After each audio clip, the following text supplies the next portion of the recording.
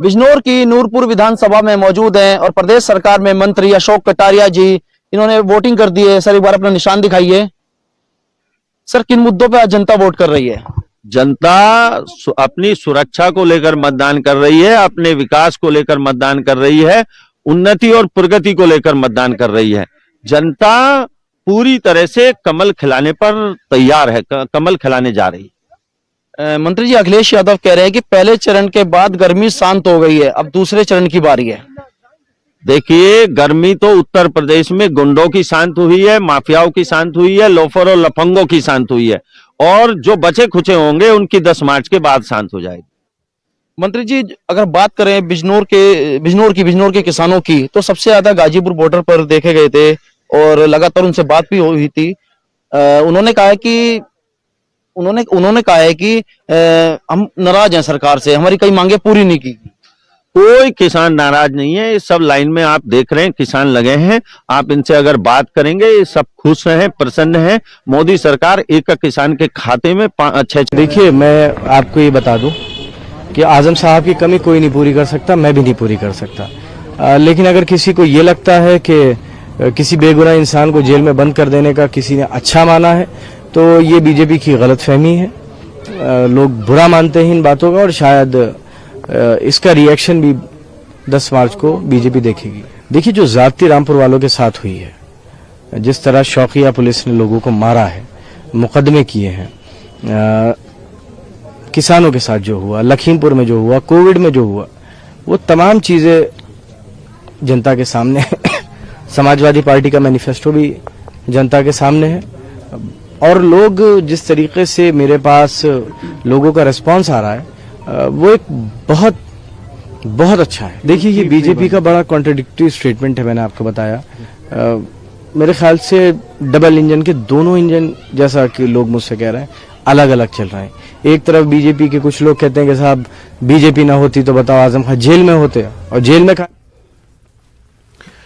तो नाज़रीन, लगातार ये सिलसिला जारी है। बहुत अहम दिन है ये, खास तौर से उत्तर प्रदेश की जो सियासत यहां से आगे बढ़ने वाली है उसके लिए, क्योंकि उत्तर प्रदेश में ये जो दूसरे मरहले के तहत जो वोटिंग हो रही है, यहां से ये शायद तय हो जाएगा कि यहां के बाद आगे किस तरह का परसेप्शन, क्योंकि चुनाव के बारे में कहा जाता है कि चुनाव जो है वो दरअसल परसेप्शन की लड़ाई होती है। चुनाव कोई जरूरी नहीं है कि आपने बहुत अच्छे काम किए हैं तो आपको जनता दोबारा जिता दे। ये भी कोई जरूरी नहीं है कि आपने चूंकि 5 साल इक़्तिदार पूरा कर लिया है तो आपके खिलाफ एंटी इनकम्बेंसी की लहर बहुत तेज हो तभी आप हटें। मतलब चुनाव में कुछ भी हो सकता है। तो जो पहला मरहला था, उसके बाद उत्तर प्रदेश का जो पहला मरहला था, जिस तरह से उसमें किसानों का मुद्दा जो था वो थोड़ा हावी रहा था, और उसी के इर्द गिर्द जो वोटर्स हैं वो कहीं ना कहीं सिमटते नजर आए कि उस मुद्दे के आसपास, और उस मुद्दे में जो थोड़ी कह सकते हैं उसको जो ज्यादा बड़ा कर गया मुद्दा, वो मुद्दा था महंगाई का और बेरोजगारी का। लेकिन क्या इन मुद्दों के इर्द गिर्द ही लोग इकट्ठा हो रहे हैं, या चुनावों से ऐन कबल जो एक कहते हैं गोल शिफ्ट करना, गोल पोस्ट को शिफ्ट कर देना, यानी कि लोग इस तरफ ना देखें इधर देखें, लोग इस बारे में ना सोचें इस बारे में सोचें, और उसके आसपास जाकर लोगों का वोट लेना, या फिर लोग जब इलेक्शन में शामिल होते हैं। तो आज हम फिर से एक बार बात करेंगे। हमारे साथ 2 हमारे नुमाइंदे मौजूद हैं। हमारे साथ देवीश भी मौजूद है और तंजीर भी मौजूद है। आप दोनों का बहुत बहुत इस्तकबाल करते हुए मैं इस बातचीत को आगे बढ़ाना चाहूंगा। तंजीर, मैं आपसे यह जानना चाहता हूं कि आप इस वक्त हमें बताएं कि किस इलाके में है, उस इलाके की डेमोग्राफी क्या है, और जो कैंपेन के हद तक जो एक शोर होता है या कैंपेन तक में जो चर्चा होती है, बहुत हद तक ये बदल भी जाता है या नहीं भी बदलता है चुनावों के दिन। तो आप किस इलाके में हैं, उसकी डेमोग्राफी क्या है, कौन कौन से वहां पर उम्मीदवार हैं मजबूत जो एक दूसरे को कांटे के टक्कर दे रहे हैं, और अवामी सतह पे चर्चा किस बात को लेकर हो रही है, मुद्दों पर इंतखाब हो रहा है, वोटिंग हो रही है, या फिर कुछ और लाइन पर हो रहा है? तंजीर।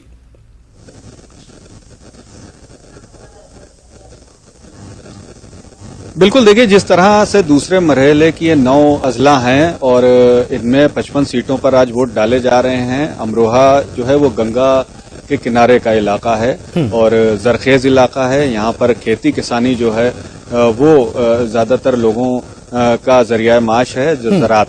और इसके साथ ही छोटे उद्योग हैं, बड़ा उद्योग यहाँ पे नहीं है, इंडस्ट्रीज नहीं है, लेकिन हाँ ढोल की इंडस्ट्री है और घरेलू जो इंडस्ट्रीज होती हैं उनमें थोड़ा काम होता है, बीड़ी बनाई जाती है। उसके अलावा आम जो है वो एक्सपोर्ट होता है, आम का बहुत बड़ा एक्सपोर्टर है अमरोहा, और इसलिए कहा भी जाता है कि आम और रोहू मछली के नाम से अमरोहा का नाम पड़ा। दूसरा, शाह विलायत जो एक सूफी हैं वो यहाँ आकर बसे और कहा जाता है कि उन्होंने इस शहर को बसाया, खासतौर पर अमरोहा और नौगावा सादात, जो कि एक कॉन्स्टिट्यूंसी है अमरोहा की ही जिले की, नौगावा सादात में जो सादात हैं वो कहा जाता है कि नकवी सादात हैं और उनकी एक बड़ी तादाद है।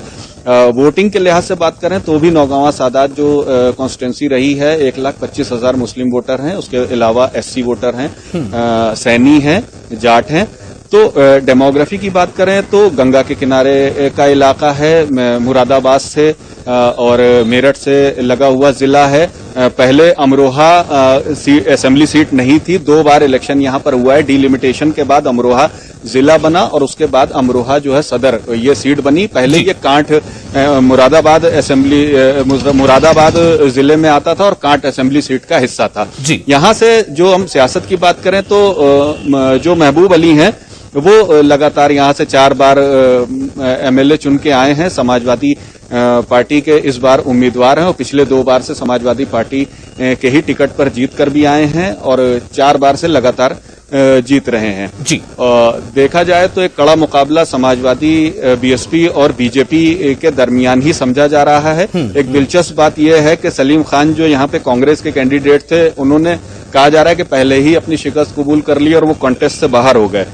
तो इस तरह से अगर हम देखें तो त्रिकोणीय मुकाबला जरूर है, लेकिन महबूब अली की जो पोजीशन है वो काफी मजबूत कही जा रही है। सुबह से जिस तरह से हम निकल रहे हैं और लोगों से बात कर रहे हैं तो उसमें यही निकल कर सामने आ रहा है कि एक मजबूत कैंडिडेट हैं और इस बार जो है हो सकता है कि और मार्जिन से जीतें, क्योंकि 2017 की हम बात करें तो बीजेपी ने यहाँ पर 3 सीटें जीत ली थी, 4 में से 3 सीटें बीजेपी के खाते में चली गई थी। शहर सदर सीट जो है अमरोहा वो SP बचाने में कामयाब हुई थी और साबिक वजीर भी हैं महबूब अली और वो मैं थोड़ा इससे अलग एक सवाल कर रहा था तंजीर। मैं सवाल आपसे ये कर रहा था कि जैसे आपने बताया कि अमरोहा जो है वो छोटे बिजनेसमैन का एक जगह है और छोटी छोटी तिजारत करने वाले लोग वहां ज्यादा हैं और इसी छोटे व्यापारियों के नाम पे अखिलेश यादव या अपोजिशन खासतौर से कांग्रेस के जो लीडर हैं वो बार बार ये कहते रहे हैं कि जो छोटे ताजिर हैं उनके सामने एक बहुत बड़ा मसला पैदा हो गया, उनकी आमदनी बहुत कम हो गई है, उनकी तिजारत पर बट्टा लगा है और कहीं ना कहीं उसके लेकर के लोग GST को जो अपोजिशन पार्टियां हैं वो उसका ठीकरा फोड़ती हैं। मैं आपसे जानना चाहता हूं कि क्या इन छोटे बिजनेसमैन के सामने भी एक बड़ा मसला क्या यही है, यानी तिजारत में मंदी या कुछ और का, और वो कड़ी टक्कर दे रहे हैं। लेकिन देखा यही जा रहा है कि 4 सीटों पर समाजवादी जो है वो अपनी ठीक है। तंजीर मैं आपके पास थोड़ी देर में आता हूं, आप लगता है शायद मेरी बात सुन नहीं पा रहे हैं, हम अपने दूसरे नुमाइंदे के पास चलते हैं। देवेश मैं आपके पास आ रहा हूं, मैं ये जानना चाहता हूं आपसे भी कि आप इस वक्त किस जगह पर मौजूद हैं और ये जो इलाका है इसमें किस तरह की सियासत चल रही है, वोटिंग पैटर्न क्या बता रहा है, कैंपेनिंग तक क्या मुद्दे ज्यादा चर्चा में थे और जब वोटिंग चल रही है, आधे से ज्यादा दिन का वक्त गुजर चुका है, तो अब लोगों की जुबान पर किस तरह के मुद्दे ज्यादा आ रहे हैं?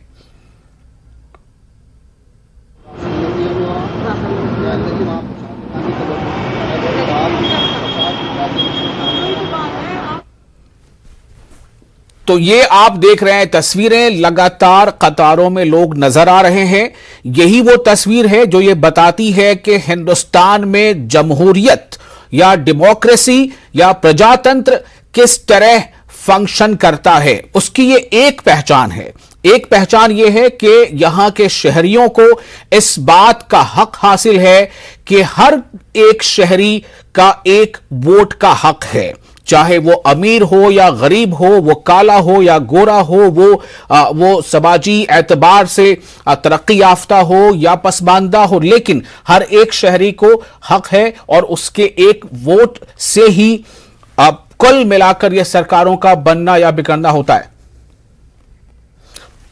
मैं देवेश आपके पास फिर से एक बार आना चाहूंगा।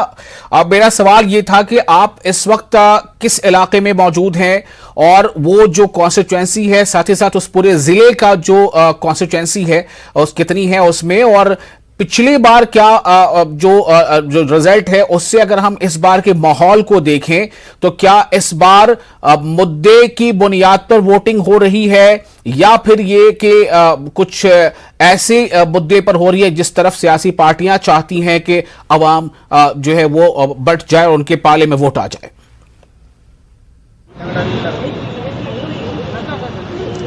विशाल, मैं आपको बताना चाहूंगा, मैं सहारनपुर की देवबंद सीट में हूं और बात करें सहारनपुर की तो सहारनपुर में कुल मिलाकर 7 सीटें हैं, जिसमें से 4 पिछली बार भाजपा ने जीती थी और 2 कांग्रेस ने जीती थी और उसके अलावा 1 समाजवादी पार्टी ने और 1 सीट बसपा के खाते में गई थी। जी जी, चलिए ये आपने बड़ा अच्छा आंकड़ा दे दिया सहारनपुर के बारे में कि अपने नाज़रीन को आपने बता दिया। सहारनपुर में देवबंद के बारे में ये बातें हो रही थी कि पिछली बार के चुनाव में देवबंद में किस तरह से बीजेपी ने बहुत ही कामयाब तरीके से अपनी सीट वहां बचा ली थी, मतलब उसने जीत हासिल कर ली थी, जबकि वहां पर इससे पहले हमेशा बीजेपी नहीं जीत पाती थी। तो क्या पिछले बार और इस बार में कुछ बदलाव हुआ नजर आ रहा है? देवबंद की मैं बात कर रहा हूं। विशाल, मैं बताना चाहूंगा सहारनपुर की देवबंद सीट पे बीजेपी पहले देवबंद पहले भी जीती है। वहां यहां से सुखबीर सिंह पुंडीर और शशिबाला पुंडीर, उनकी बीजेपी 2 सीटें जीती हैं। जी हाँ। तो और इसके अलावा पिछली बार जी बोले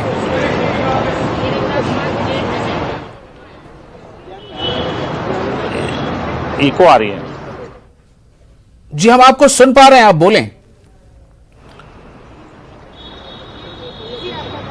हाँ विशाल जी, मैं बताना चाहूंगा सहारनपुर की देवबंद सीट पे जहां मुस्लिम 1,10,000 हैं, वहीं ठाकुर 38,000 हैं और त्यागी ब्राह्मण 30,000 के आसपास हैं, बाकी और भी अन्य जातियां हैं।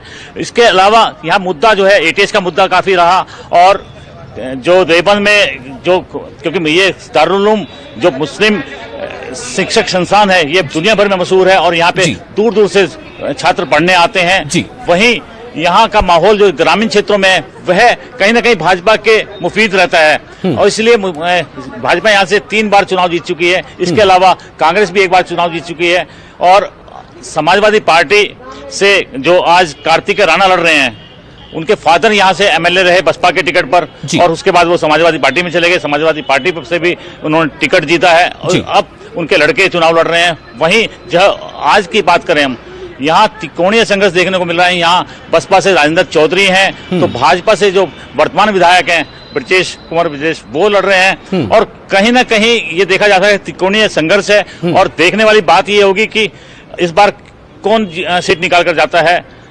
जी विशाल। जी देवेश, आपने बहुत अच्छे तरीके से ये समझाया है हमारे नाजरीन को, हमारे दर्शकों को। मेरा आपसे सवाल यही था कि इस बार एक तो कोरोना का दौर रहा जो 2017 में नहीं था, जो 2017 में जिस तरह का एक लहर थी उस जमात को, उस पार्टी को जो इस बार वहां सत्ता में है, वैसी कोई लहर की बात अभी तक सामने आ नहीं रही है। तो अगर लहर भी नहीं है, कोरोना के पीरियड के दौरान के ये सब इंतखाबात हो रहे हैं, कुछ मुद्दे रहे हैं ज्यादा हावी, जिनमें महंगाई का मुद्दा है या फिर ये बेरोजगारी का मुद्दा है, क्या ये सब मुद्दे लोगों की जुबान पर हैं या फिर लोग जो है इस बात को लेकर बात कर रहे हैं कि हमारे साथ जो कुछ भी रहा इन 5 सालों में हम उससे बिल्कुल बहुत हद तक हम सेटिस्फाइड हैं और हम चाहते हैं कि सरकार इसी तरह की हो? किस तरह की चर्चा आम लोगों की जुबान पर है?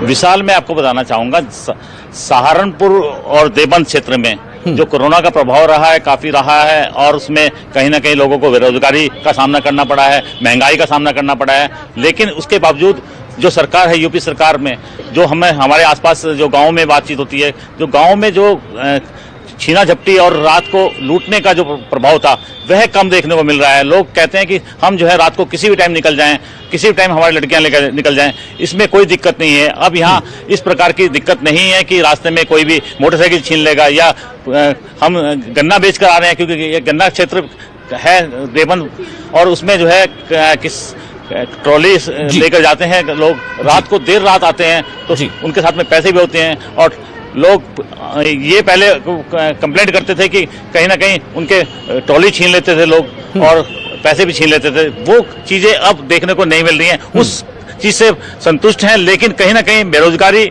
और महंगाई ये एक मुद्दा है। जी